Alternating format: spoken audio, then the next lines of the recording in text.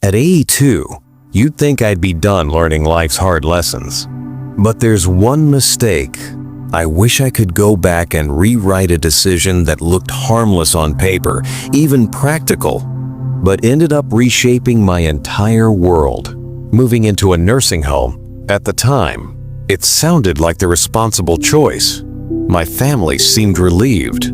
The staff assured me I'd be well taken care of, and I convinced myself that maybe easing into a slower life wouldn't be so bad. But once the door closed behind me, everything felt different. Not worse in one dramatic moment, but slowly, quietly, day by day. If you or someone you love is thinking about this path, I want to share 6 truths I wish someone had whispered into my ear before I packed that first suitcase. Because a nursing home doesn't just change where you live, it changes how you live, and in ways you may not expect. Let's start with the one that hit me first. Because losing control over your days can happen faster than losing your mobility. Lesson 1. Independence fades faster than anyone warns you. I didn't notice it immediately. The first week felt like a strange kind of vacation meals delivered. No cooking, no errands, no chores. A soft landing, but then the structure settled in. Breakfast happens when the schedule says it does. Lights out isn't a suggestion. Even taking a walk depends on someone's availability. The rhythm of your new life isn't built around your preferences, it's built around efficiency. Back home, I could wake up early if I felt restless. I could sit by the window with a book until noon. I could walk through my garden barefoot just because I liked the feeling of the grass under my toes. In the facility, those small freedoms slip away quietly. No one takes them from you violently, they just disappear behind routines you didn't choose. I still remember my first morning there. I sat up, stretched, and instinctively reached for the book that used to sit on my bedside table. Except the table was different. The room was different. The air even felt different, like I was a guest in a place that wasn't meant for me. The hardest part wasn't the rules. It was realizing how quickly I adapted to them. When you stop choosing for yourself, you forget that you ever could. Before giving up your independence, ask yourself if you're ready to live by someone else's clock. Because once you accept that rhythm, it becomes incredibly hard to reclaim your own. And independence isn't the only thing that slips away. Sometimes, so do the people you love. Lesson 2. You slowly become a visitor in your own family. No one tells you this part. In the beginning, the visits feel warm and frequent. Your family is adjusting, you're adjusting, everyone's trying. But life outside those walls keeps moving. Schedules fill up, weekends get busy, and slowly, the distance that was once emotional becomes physical. I watched it happen not only to me, but to nearly everyone around me. There was a woman named Evelyn, sharp-witted, spirited, the kind who could tell a story that kept a room full of strangers entertained. But every Sunday, she sat by the sliding doors, waiting for a son who used to visit twice a week, then once a week, then once a month, and eventually, not at all. One afternoon she told me, "It's not that they forget us. They just forget what it feels like to need them." That sentence stayed with me. When I first moved in, my family promised the same things yours might. "We'll come often. You'll never feel alone. We'll always make time." And they meant it. But life gets louder, and nursing homes are quiet. It's easy for people to assume you're fine simply because they can't see your struggles. There were days I held my phone, wondering if calling was bothering them. That hesitation, that fear of being a burden is something I never knew I'd experience. Loneliness in a nursing home doesn't come from being abandoned. It comes from being out of reach. Before moving in, ask yourself if you're prepared for a quieter life, one where the world may not revolve around you like it used to. But loneliness was only the beginning. Something even deeper began to slip away. Lesson 3. Purpose starts to fade when your responsibilities disappear. People think rest is the ultimate reward of old age. And yes, rest is beautiful when you choose it. But when it's forced upon you, it does something dangerous. It drains your sense of meaning. Back home, I had responsibilities. Plants to water, bills to pay, a kitchen that needed tending, neighbors who waved as they passed. Each small task stitched meaning into the day. In the nursing home, everything came pre-packaged meals, cleaning, medications, even activities. It sounds convenient until the convenience steals the reasons you used to get out of bed.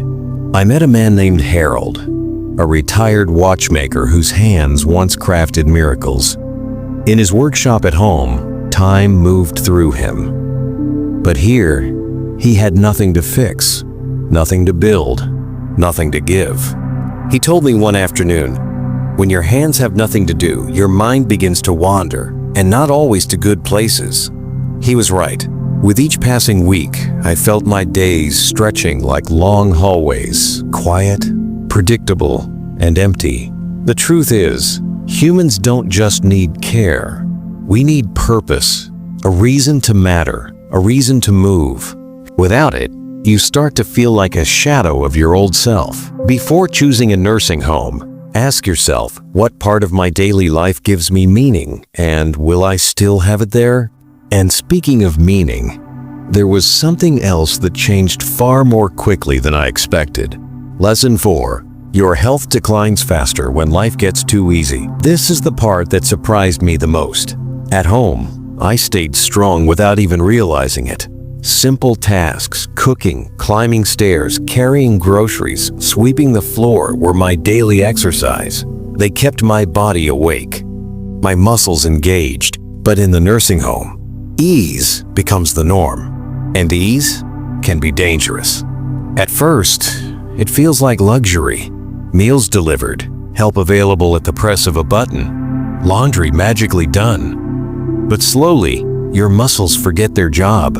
Your balance weakens. Your heart loses stamina. I didn't see it at first. Then one day, I stood up from a chair and felt my knees tremble in a way they never had. Movement became optional, and then difficult, and then something I had to force myself to do. I watched it happen to others, too. People who walked in proudly ended up relying on walkers, then wheelchairs. There was a woman named Clara, bright-eyed, fiery, determined to stay active. But even she couldn't outrun the quiet decline that comes when your environment makes effort unnecessary. She once said, "I feel like I aged 5 years in 5 months." I knew exactly what she meant. Care is important, but so is effort. Ask yourself, will this place keep me moving or slowly make me dependent? And just when you think you've adjusted physically, something else begins to slip your personal space. Lesson 5. Privacy and dignity become fragile. If independence is the first thing you lose in a nursing home, privacy is the second. At home, even in old age, you control your own boundaries. You choose when to close your door, when to sit in silence, when to undress, when to rest. Your privacy is something you rarely think about because it's simply there, woven into the walls of the life you've built. But inside a facility, everything becomes shared. The spaces, the routines, the moments that used to be yours alone. Staff walk in and out, kindly but constantly.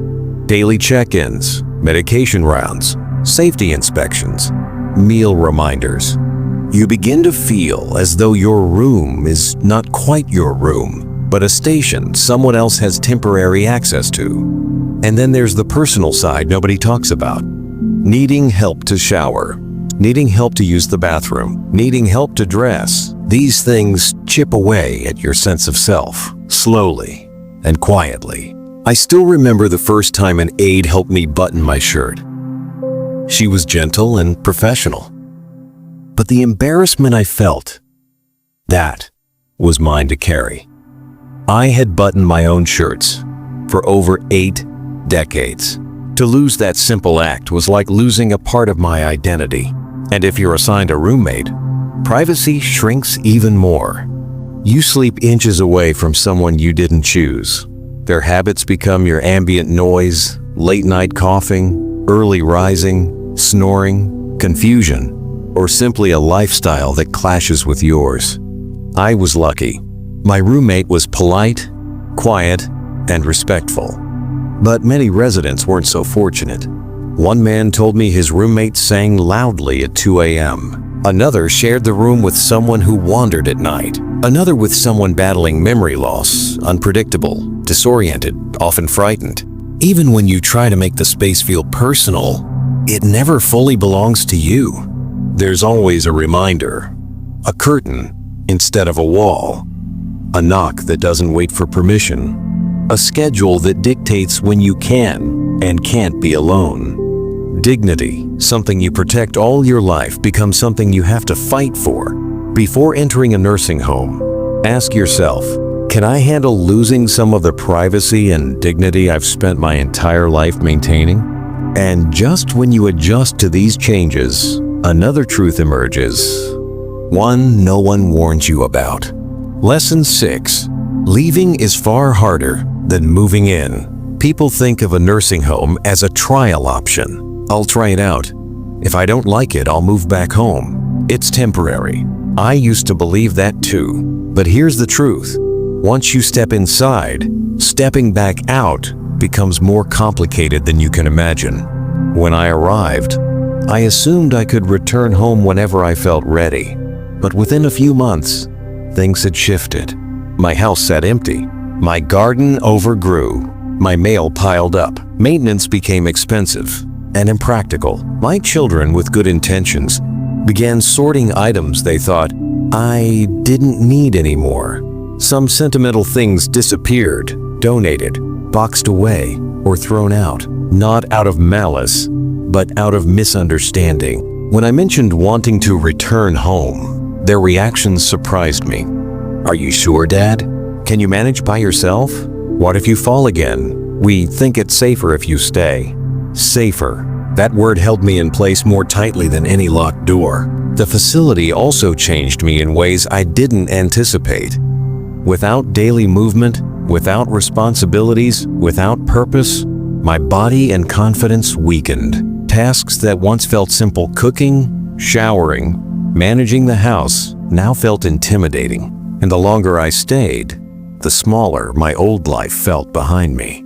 I met others who faced the same invisible wall.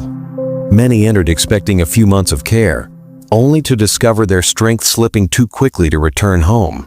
Some learned their house had been sold to cover costs.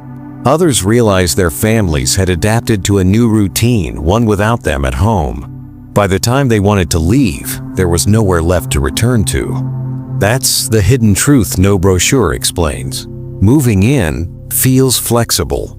Moving out feels impossible. Before entering a nursing home, ask yourself, am I willing to risk losing the option of returning home? Now that we've explored the 6 lessons, we need to bring everything together because the final truth is the one that matters most.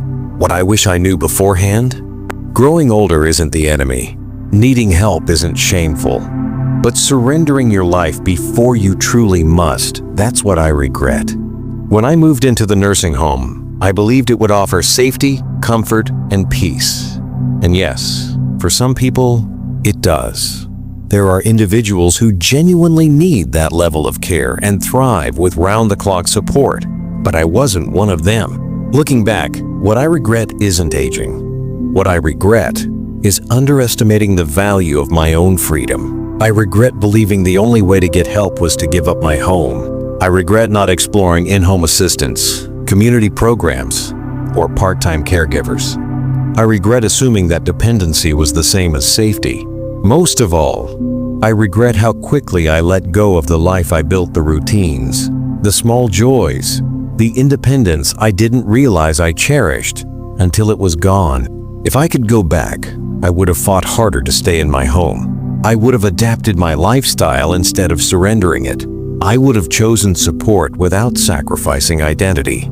Your life, your real life, is happening right now. Your habits, your choices, your environment, They matter more than you think.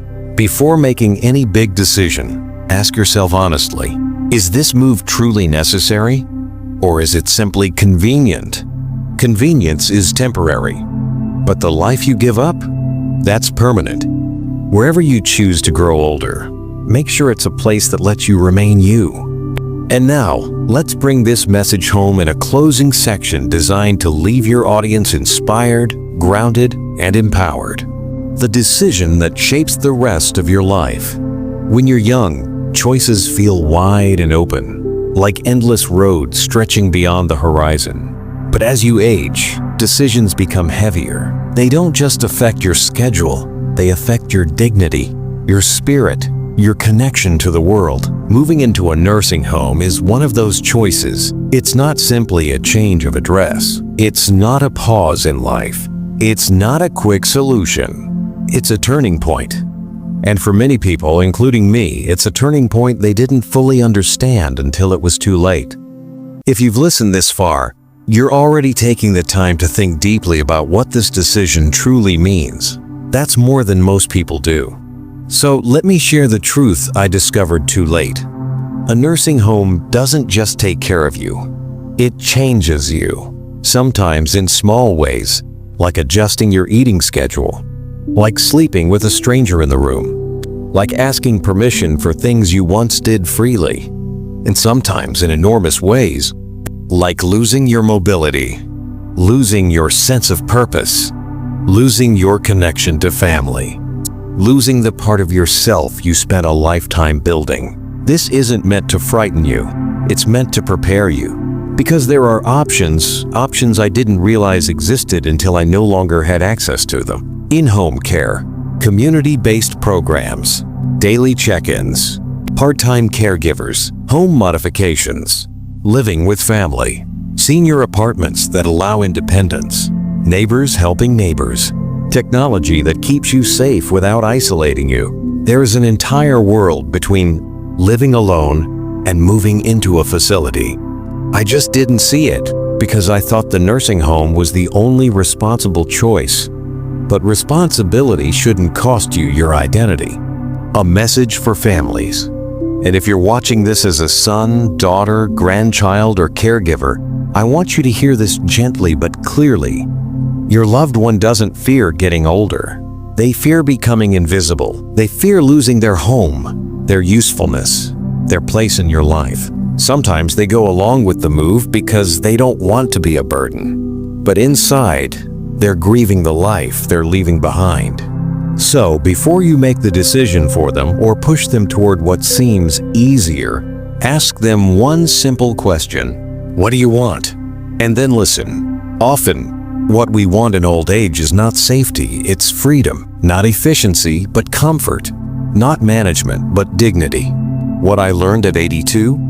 After months inside the nursing home, with its routines, its hallways, its fluorescent lights, and predictable days, I realized something. Growing older isn't about shrinking into a smaller life.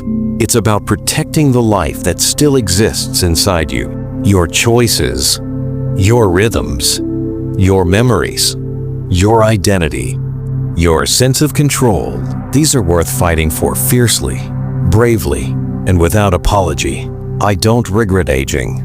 I regret letting the world convince me that aging required surrender. So here is the truth I wish someone had told me long before I carried my bags through the nursing home doors. You don't lose your independence all at once. You lose it the moment you stop protecting it. Stay where your soul feels alive. Choose the option that strengthens you, not the one that shrinks you. Ask for help without giving up your freedom. And don't let fear or convenience make the decision for you. Your life is still yours.